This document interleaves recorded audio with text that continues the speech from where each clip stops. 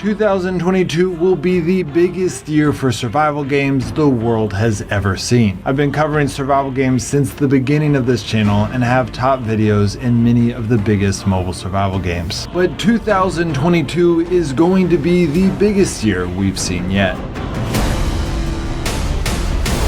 The first and best survival game of 2022 will be Undawn. Made by Tencent, Undawn is designed to be the ultimate survival game of all time, but it has been taking so long to release that many players joke it will never come. The game is similar to Life After, but boasts a bigger and better open world, which is no longer unique since Life After has switched to an open world. It is designed to be super realistic to where if you fall, you will break your leg, or if you need to go to the restroom and ignore it, it could cause you some serious problems later on. Unlike Life After, the clothing is realistic for the survival genre, which is obviously amazing, but without good skins, it makes me wonder how they plan to make their money. Another difference is that in addition to crafting weapons, you can find them in the world. So overall, it seems to be the most amazing survival game with everything we are wanting, but it has been taking so long that NetEase has even come out with their own new Life After before they could release the game. But I'll talk more about NetEase's new game later in this list. The second game on the list is Project Arrival. This game is also similar in nature to Life After, but has a futuristic theme. One of the things that intrigues me the most about this game is within the storyline, Earth is lost, which means our survival is set on a different planet. So surviving on this new planet is going to require gathering resources that we're not intuitively familiar with to fend off enemies that we currently have no concept of. This sounds like survival on a whole new level and gets me really excited. I also think the futuristic theme is a refreshing addition to the survival genre, especially when you think about creating new futuristic weapons. The third game is Havenstar. Havenstar is the newest Rust mobile, which is a welcome addition right now because all of the other mobile games of its type are full of hackers. And nothing makes survival harder than getting sniped from further than the game even allows you to see. For those of you who are not familiar with Rust style games, imagine Battle Royale where you can build incredibly complex bases, respawn if you die, and the island lasts a month long. It is an incredibly addictive game style, so it is great that we are getting another one that has not yet been ruined by hackers. Also, Havenstar allows the host a ton of extra options for customization, so each island can have drastically different rules. This could make the learning curve more than some mobile gamers would like, but it also greatly increases the replayability of the game, which should keep its more advanced players happy. The fourth game on the list is Lost Light. This game is the first mobile form of Escape from Tarkov, and it is fantastically done. The graphics are crisp, the maps are dynamic and fun to get to know, the gameplay is exhilarating, and the controls are the best of what mobile gaming has to offer. I played this game in the early beta, and I started to play it so much that I struggled to find time to make videos. One of the things that I think Lost Light does really well is balance the amount of real players with enemies on the map, allowing a player to truly master a map while also keeping it fresh each time. Also, Lost Light adds a lot of realistic elements true to other survival games like breaking a leg if you jump off a cliff or if someone shoots you there. The fifth game is Don't Starve New Home. I can't get behind the graphics of this game. I know many of you guys love it, and the concept that eating too little kills you but eating too much slows you down, which obviously makes survival difficult, is fantastic and refreshing. So I love the concept, which is why it is so high on this list, but personally I struggle to get behind the graphics. This newest version of Don't Starve also introduces a new way to play the game with friends. It offers several new events and a bunch of new interactions set in your own town square, where your friends can of course join you. This newest version is also making upgrades to sandbox mode, which seems like the devs are really excited about. The sixth game is Tomorrow Online Survival. This game is kind of like a 3D version of Last Day on Earth. So you start out with your own area that you can build up, but in order to get the resources to build up your base, you need to travel to new zones and bring back those resources safely to your base. But unlike Last Day on Earth, the zones have actual PvP like Frostborn. And similar to Frostborn, you can team up with friends to go into the zone. But unlike Frostborn, you do not share a base with your friends. And while there is PvP in zones, there is no raiding in this game as of yet, which I know will make some of you unhappy, but will probably be a relief to most of you. The seventh game is Lost in Blue, which is also like a mixture of Last Day on Earth and Frostborn, but takes on the more traditional top-down view. When you first start playing this game, it might feel like just a Last Last Day on Earth with better graphics and a storyline, but as you get more advanced in the game, it does have at least 2 forms of PvP events. In fact, you can have over 50 players in one clan. Now, the PvP arenas seem to be generally small samples of players right now, and the skills don't have a lot of crowd control, so team PvP lacks some dynamacy. But it is still awesome that they were able to implement so much into a top-down game, so I wanted to make sure it was on the list. The 8th game on the list is Arena Breakout. This game is Tencent's approach to creating an Escape from Tarkov type mobile game. This is not a surprise to many of us. The genre is hot right now, and there are very few mobile iterations of the game style. Normally, I'd put Tencent's game above NetEase because it is a bigger company with more resources, but since NetEase was able to launch Lost Light first and do a really good job with it, I think it will perform better. That being said, Arena Breakout has some things that it will be bringing to the table that no game has ever done before. The biggest example of this is their injury system, which they claim will be on a scale that has never been seen on mobile gaming. In addition to featuring physical details extensively, it will display and mimic acute physical behaviors like pain and hunger. There will also be separate injury systems for each body part, and damage taken will be shown exclusively on the part that has been hit or affected. This is such an incredible attention to detail and unprecedented for mobile gaming. With Tencent's slowness to release games, I have some concerns about it coming out this year, but hopefully they will be able to stay on schedule. The 9th game on the list is Fading City. This game has been referred to by many as Life After 2.0 because it is made by the same developer NetEase, but now that the beta was released last week, players are seeing a resemblance to Resident Evil 5. Many Life After fans believe this game is designed to answer all the problems of Life After, mainly reducing the grind loads and pay-to-win advantages, allowing players to keep up without feeling like the game is a part-time job. And while there is definitely some truth to those ideas, I think a large part of the reason is simply because NetEase likes to create lots of games. They have over 900 games on Google Play, and you will notice that Life After is one of their most successful games, still getting more than 1 million downloads a month just on the Android platform. On top of all that, the storyline of Fading City seems to be significantly improved over that of Life After. The last game on the list is Craft of Survival Immortal. This game is the newest top-down survival game, and it has several things going for it that could make it explode. The first one is the storyline, which is masterfully interwoven into the game. Top-down survival games with a strong interwoven storyline have been performing very well. The latest of which was Kefir Siberica, which experienced a huge boost of downloads and continues to do well. It doesn't really seem to make any money, but it definitely grows a lot. The second thing the game has going for it is that players' attacks and skills are not target focused, but rather do damage in an area or direction. This is a game mechanic unique to the genre and has a lot of players really excited, especially in its implications for multiplayer. Unfortunately, the devs stated 2 months ago that they are postponing their efforts to implement PvP and the arena, which was already on the game map. This was extremely disappointing to me personally, but nevertheless, I think this game will do well. Okay, so those are the top 10 survival games of 2022, but I do have 3 honorable mentions. The first honorable mention is Project DX. This game is truly exciting, but it will not be coming out this year. If you want to know more, I explain why it is not coming out yet in my video on the top 10 MMOs of 2022. The second honorable mention is Life After, which is currently the most downloaded survival game on Android. Life After is amazing, and they keep improving the game, but the game does not have hype particular to 2022. This is not a bad thing, it just means that it has become a staple of mobile gaming.